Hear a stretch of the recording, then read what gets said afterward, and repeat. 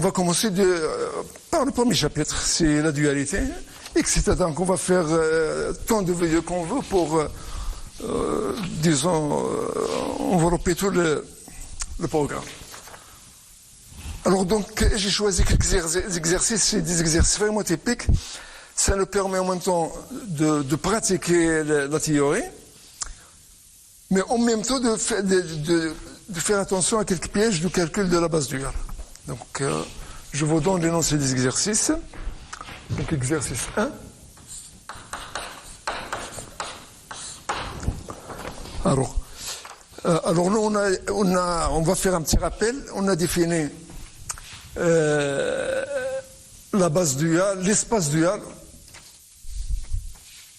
pour un espace vectoriel de dimension quelconque. En fait, on a insisté sur le dual d'une base en dimension finie, parce qu'en dimension infinie, malheureusement, on ne connaît pas beaucoup de bases, ou c'est rare. Et par conséquent, on a insisté sur la dimension finie.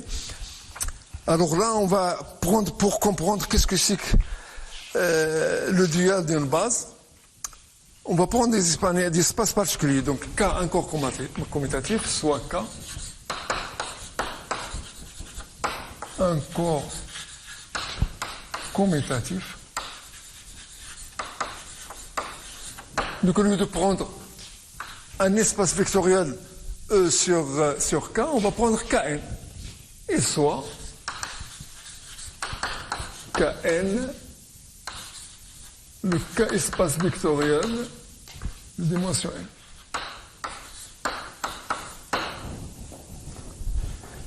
Et dans la base, il y a une base bien connue, bien particulière, c'est la base canonique. Et de base canonique. Donc vous voyez pourquoi j'ai choisi Kn pour parler de la base canonique qui est bien connue. Et de base canonique.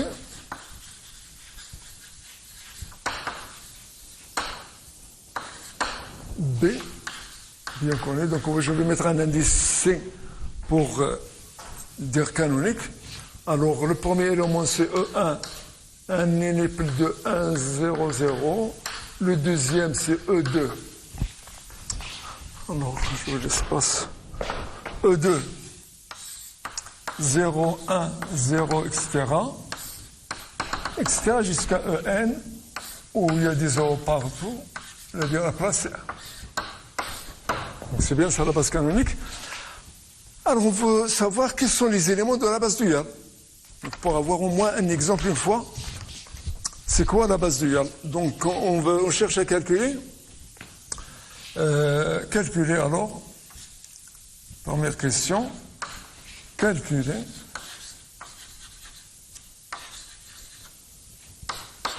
base canonique de l'espace dual Kn. Bien, calcule bien la base Kn étoile. On va signaler la base. Calculer la base étoile de quel espace? Bien sûr, de l'espace dual. Voilà.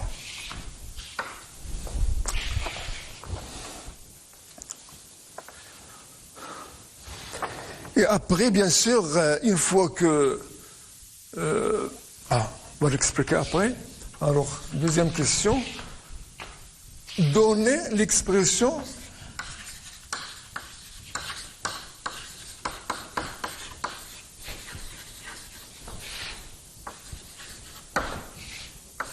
de toute forme linéaire F appartenant à Kn étoile. Donc vous voyez bien, une forme linéaire, c'est bien une application. Et donc il faut donner l'expression. Bien. Alors maintenant, une fois qu'on a donné, donc ici ça sera un exemple pratique pour découvrir qu'est-ce que c'est que le dual de la base canonique. C'est intéressant parce que c'est la première base canonique pour Kn. La suite, c'est de savoir comment trouver, étant donné une base quelconque, il faut savoir comment trouver son dual. Donc je vous donne un exemple. 3. Alors on va prendre une base particulière, un peu différente de la base canonique. Alors, soit F.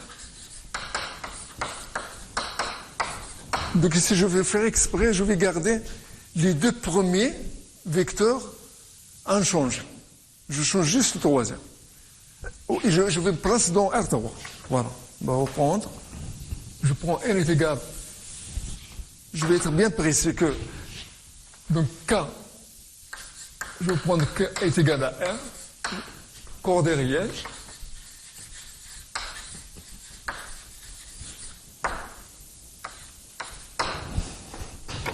Donc K est égal à R coordée réelle. Et N est égal à 3. C'est simple. Et je vais changer. Donc, on a mon principe dans ce cas-là, la base canonique, c'est quoi? Ça veut dire E, c'est quoi? E, dans notre cas, E, ici, E, c'est Kn.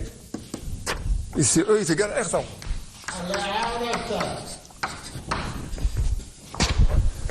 E est égal à R. Alors, donc je vais prendre une famille F. C'est E1.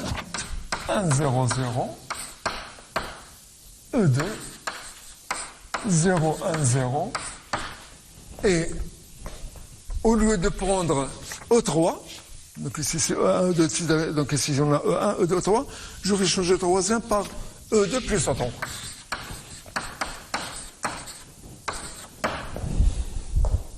Voilà. Donc vous voyez, les deux premiers sont restés fixes. Et donc, on va prendre en même temps comment trouver la base duale de cette nouvelle base. Ce sera donc un cas général. On peut l'appliquer au cas général pour une base quelconque. Mais en même temps, de voir est-ce que le dual pour ces vecteurs-là, ce sera la même chose pour au moins pour ces deux premiers vecteurs. Donc je vous pose la question, si on calcule alors, montrez tout d'abord qu'est-ce que c'est une base, parce que il faut avoir l'habitude de calculer le dual d'une base, et pas de n'importe quoi.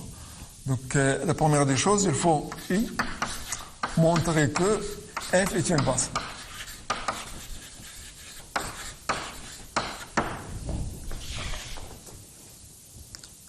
Oui, montrer que F est une base, c'est évident, mais il faut avoir cette habitude-là. Deuxième question.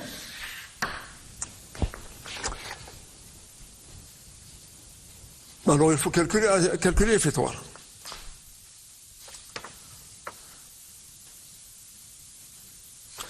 Alors, calculer F étoile. Alors, si je suis la notation habituelle, ça sera quoi? Ça sera E1 étoile, mais il faut faire attention, vous allez voir que vraiment, cette notation, ça peut vous induire en erreur, mais je préfère l'écrire pour ça, comme ça, E2 plus O3, F. Donc voilà.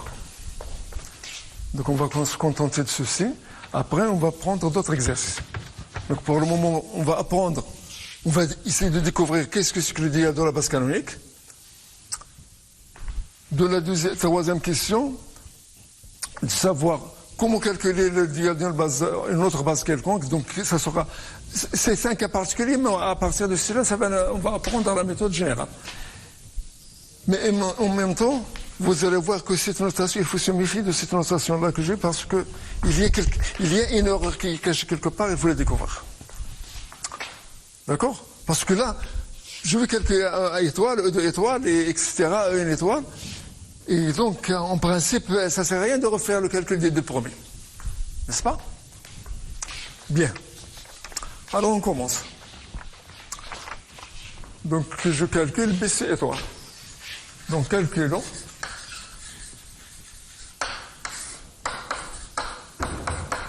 Étoile.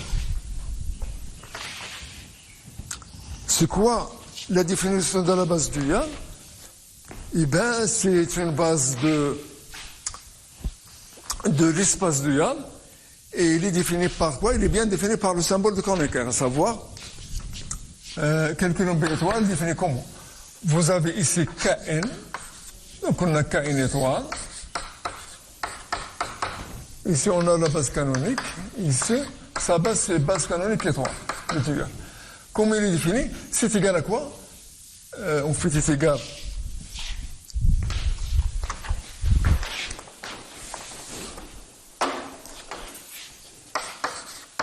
Alors, étoile, en fait, puisqu'ici c'est E1, En.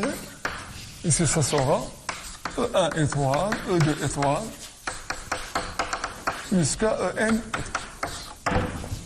Alors, qu'il est défini par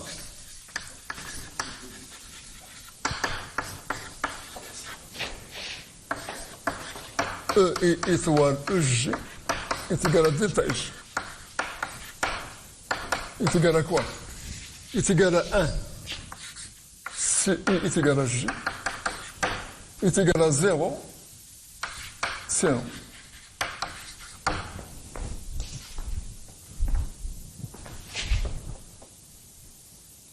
C'est bon? Bien, alors, appliquons ceci.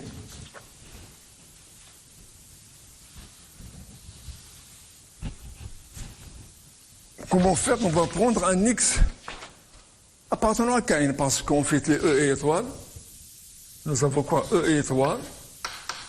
Ça va de quoi vers quoi? Ça va de K, N vers K. En fait, c'est une forme linéaire. Après tout, c'est un élément de la base, mais c'est une forme linéaire. Et alors, AX et X appartenant à Kn, quel que soit X appartenant à Kn, X est égal à quoi?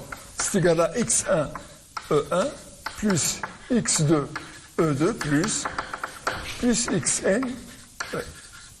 Voilà. C'est pas? E1, E2, En, c'est bien la base canonique, donc n'importe quel vecteur va s'exprimer de cette base. Alors, j'applique E1 étoile, et bien sûr, en considérant la définition qui est donnée par le symbole de Kronecker. Alors, je commence par E1. E1 étoile de X, bien à quoi? J'applique la linéarité de E1 étoile, c'est une forme linéaire définie pour les EI et disons prolongée par linéarité. C'est bon? Alors, E1 étoile de X est égal à quoi? C'est égal à E1 étoile, disons, de X1 E1, plus Xn En. Et donc, on fait sortir tous les coefficients. Donc, c'est égal à quoi? C'est égal à X1 E1 étoile de E1, plus Xn E1 étoile de E1. Donc, qu'est-ce que vous remarquez? Vous remarquez que partout c'est 0. Pourquoi? Parce que d'après la définition, c'est égal à 0, partout ici, ça commence à partir de 2. E2, E1 étant appliqué à E2, c'est 0, jusqu'à E1 est appliqué à E1, c'est 0, parce que I est différent de G. Regardez la définition. C'est égal à 0, ou c'est égal à 1 juste le cas où I est égal à G. Donc, juste ici, c'est égal à 1. Donc, le total corps, c'est X. Ainsi de suite. Jusqu'à En étoile de X. La même chose, ça sera égal à Xn. Mais dans ce cas-là, En étoile, il va annuler E1 étoile, il va annuler jusqu'à En moins 1 étoile, il reste jusqu'à En étoile appliqué à En qui est exactement 1. Par conséquent, qu'est-ce qu'on découvre ici? On découvre vraiment des choses que vous connaissez déjà, à savoir quoi? Que tout simplement, la base duale, dans ce cas-là, c'est tout simplement une formule de projection.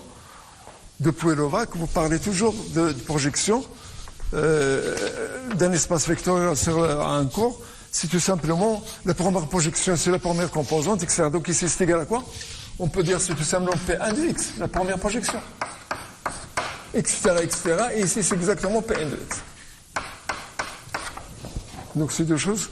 Donc c'est pas étrange. C'est tout simplement des choses qu'on connaît déjà. Donc, on peut dire que la base canonique étoile pour Kn, c'est égal à quoi? c'est égal à 1 étoile par définition, mais qui est tout simplement la première projection. KX fait correspondre à X pour correspondre au premier élément X1, et etc., jusqu'à Pn étoile, qui est exactement la énième projection. Ça veut dire qu'I s'applique X. Donc voilà, on a un exemple concret de base canonique. C'est tout simplement des choses que vous connaissez déjà, c'est tout simplement les projections. Bien, la deuxième question, c'était quoi? Alors, déduire une expression pour une formule. Maintenant, on a trouvé les éléments de la base duale, de l'espace dual et K une étoile. Maintenant, il faut donner. Ça serait une bonne chose de connaître K une étoile tout entier, n'est-ce pas? Alors maintenant, donner, la deuxième question, donner F appartenant à K une étoile, quel que soit. C'est normal. Si c'est une question de S2, puisque vous avez une base, donc vous avez tous les éléments. Donc, autrement dit, quel que soit F, forme linéaire,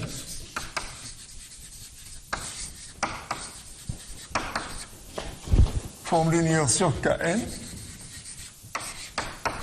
ou bien F appartenant à Kn étoile, et bien c'est simplement F va s'exprimer dans la base duale de la base canonique, c'est-à-dire c'est une somme de projections. Donc je peux dire que F, alors F,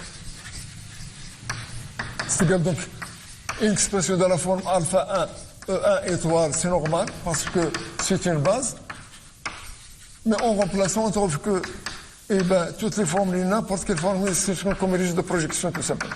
Plus alpha n, n. Donc voilà, dans le cas de Kn, en particulier dans le cas de Rn, Cn, Qn, et pour un corps, en général, pour un corps quelconque, vous voyez bien qu'une formule, au début, on a un espace dual, ça paraît très vaste, mais en fait, après, on l'a bien maîtrisé, et c'est ça le but de l'être humain, c'est de maîtriser la nature. Voilà, c'est tout simplement une combinaison de projections. Voilà.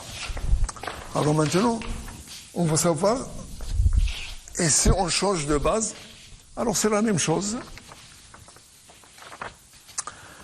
Je cherche, alors c'est l'exemple plus simple, mais c'est vraiment un exemple typique pour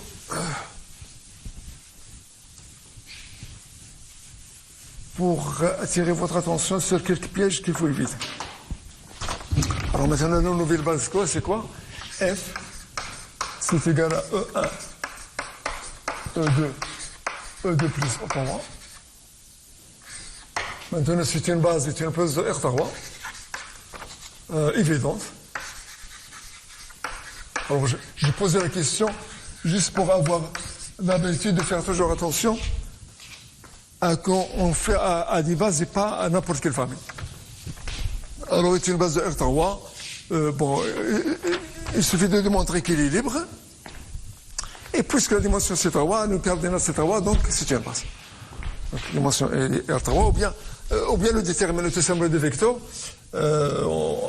En fait, le déterminant c'est quoi? C'est 1, 0, 0, 0, 1, 0, 0, 1, 1, qui est égal à 1 différent de 0. Donc libre, F libre, n'est-ce pas? Le cardinal de F, c'est égal à 3, est égal à la dimension de R3 sur R. Donc c'est une base. Alors c'est pas ça le problème. Je voulais juste attirer votre attention qu'il faut avoir l'habitude de vérifier. Et on va vous expliquer pourquoi. Alors maintenant, on cherche à calculer son dual. Alors si on veut utiliser l'intuition,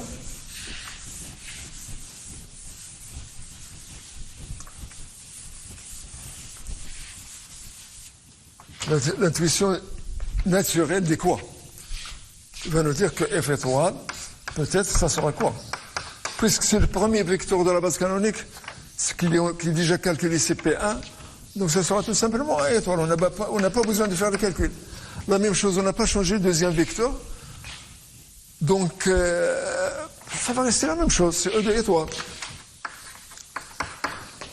Donc, il reste juste à calculer le troisième, parce qu'on a changé juste le troisième, plus E3 étoile. Donc, c'est juste le dernier qu'il faut calculer. Et encore, si on fait confiance à notre intuition, peut-être parce on travaille avec la linéarité, ça sera E de étoile plus E3 étoile. Alors, tout ceci, c'est de l'intuition, mais on va revenir là-dessus parce qu'il y a plein d'erreurs ici. Et c'est pour cela qu'on a choisi cet exemple, qui est très simple, mais ça montre vraiment, ça explique le cours. C'est cet exemple-là qui va nous permettre de comprendre à fond comment travailler avec la dualité. Alors, bien. Alors, je vais faire, pour le moment, moi, je ne vais pas faire confiance à l'intuition, je vais changer de notation et je vais écrire F est égal à quoi? Est égal à F1. Je change de notation pour oublier les éléments de la base canonique. Donc, ça sera F1, F2 et F3. Et donc, je vais dire la chose suivante, que F1 étoile, donc la base du gaz, toujours je reprends la définition parce que je ne fais pas confiance à cette intuition-là. Ce que je vais faire, je vais faire le calcul correct, rigoureux. C'est quoi F étoile est égal, par définition, c'est F1 étoile, F2 étoile, F3 étoile. Comment ils sont définis? Ils sont définis tels que F étoile de Fg est égal à delta F. Symbole de Kronecker. Donc c'est la règle qui est donnée c'est la définition de la base du verre. Je vais suivre cette règle-là. Et pour le moment, mais F1 étoile, c'est un élément après tout de R étoile. N'est-ce pas? C'est un élément de R3 étoile dont la base, le duel de la base canonique qu'on vient de calculer, c'est la première projection. Je garde la notation à étoile, mais il est bien connu. C'est la première projection, deuxième projection et troisième projection dans le cas de R3, parce qu'il y a R3 vecteur. Et donc je vais l'écrire F1 étoile, donc F1 étoile. Ça sera tout simplement alpha E1 étoile plus bêta E2 étoile plus gamma O3 étoile. Voilà. C'est bon? Là, c'est correct. Il n'y a pas de tuition. J'ai descendu d'une manière rigoureuse. J'ai la base duale, elle est comme ça. Elle est définie comme ça. Et comme la R3 étoile, elle a déjà une base connue. Donc, vous voyez, j'attire votre attention. Déjà, on a vraiment ici, on est dans le cas le plus favorable parce qu'ici, déjà, on connaît une base. Alors, il y a des situations difficiles où on ne connaît aucune base. Bon, c'est pas grave. Donc, ici, le moment au début, donc il faut commencer par des choses simples. Donc, voilà, c'est un élément d'R3 dont la base canonique, le duel de la base canonique, il est bien connu. Donc, il fait s'exprimer dans cette base-là. Maintenant, il faut calculer le coefficient. Alors, si notre intuition, ça marche très très bien, on va trouver que bêta est égal à 0, gamma est égal à 0, et alpha est égal à 1, parce qu'on a noté la même chose, 1 étoile. Ça veut dire qu'on doit trouver alpha est égal à 1, bêta est égal à gamma. Alors, en faisant le calcul, on va garder cette partie-là juste pour le calcul. Alors, eh ben, je commence à calculer alpha, bêta, gamma. Donc, vous voyez, déjà, on a 3 inconnus, donc on a besoin d'un système de 3 inconnus. Alors là encore, j'attire votre attention tout de suite que vraiment, si on est en dimension vraiment supérieure à 10, donc vous voyez combien de systèmes. Donc chaque élément, vous avez 10 éléments, et chaque élément, ça demande un système de 10 inconnus. C'est bon, mais parce que là, pour calculer F1 étoile, j'ai besoin d'un système à 3 inconnus, c'est long. Donc on a besoin de procéder tout de suite à trouver une autre méthode plus pratique. Donc ici, on explique bien sûr la théorie, mais après les calculs, il faut savoir comment s'appliquer les calculs. Bien. Alors, la seule façon, c'est de calculer F1 étoile de quoi? De E1. F1 étoile de E1 étoile. Pourquoi? C'est la règle. On a une application linéaire. Il est connu si on connaît les éléments de la base. Alors, on a F1 étoile. Je vais calculer F1 étoile de E1, de F1. Voilà. Après, F1 étoile de F2 et F1 étoile de F3. Alors, faites le calcul.